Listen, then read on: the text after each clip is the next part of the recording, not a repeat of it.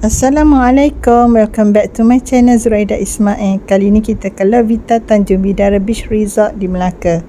Terkini La Vita telah bertukar pengurusan baru dan nama resort ditukarkan kepada Lila Seaview Retreat Melaka. View resort ni sangat cantik. Resort menghadap ke arah laut.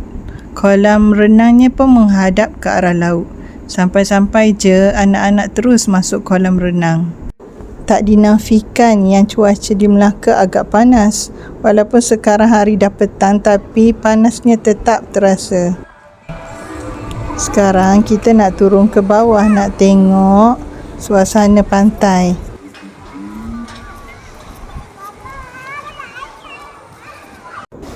Cantik pantai kat sini. Pasirnya putih, airnya agak jernih lah. Hari ni tak sempat nak mandi pantai sebab tadi pun kita dah sampai lambat. So kita check in lambat dan dapat mandi kolam je lah hari ni.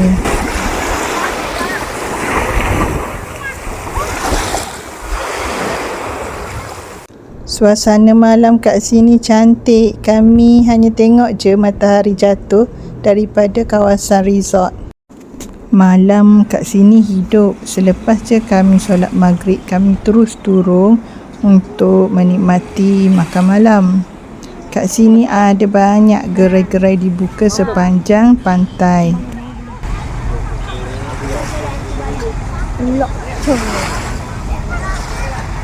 Berselera je makan malam kami, makan sambil menghadap pantai. Pagi-pagi kami dah turun untuk mandi pantai.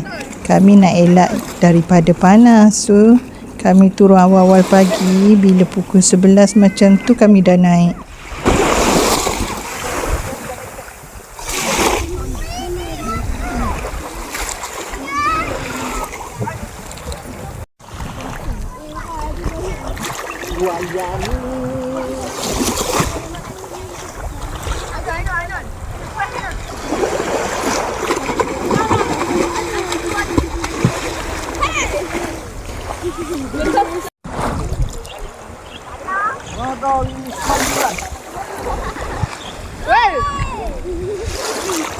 Mana melempung? Jangan.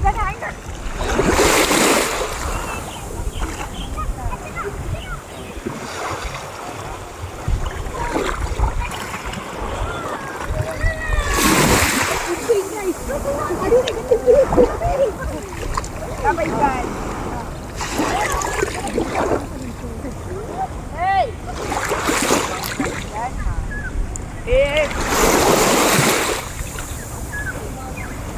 Ini satu-satunya kedai runcit yang ada dekat resort ni. Anak-anak tengah menikmati aiskrim selepas mereka berpanas mandi pantai tadi. Kejap lagi diorang nak sambung mandi kolam. Pukul 12 kita dah nak check out.